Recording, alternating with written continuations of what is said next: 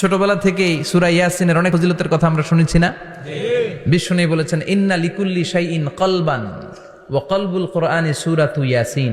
সব জিনিসের একটা কলব আছে, হৃদয় আছে, অন্তর আছে, আর কোরআনের কলবের নাম হচ্ছে সূরা ইয়াসিন। বিশ্বনবী বললেন ইন্না লিকুল্লি শাইইন কলবান, সব জিনিসের একটা কলব আছে। ওয়া ইন্না কলবাল কোরআনি সূরাতু ইয়াসিন, আর কোরআনের কলবের নাম হলো সূরাতু ইয়াসিন।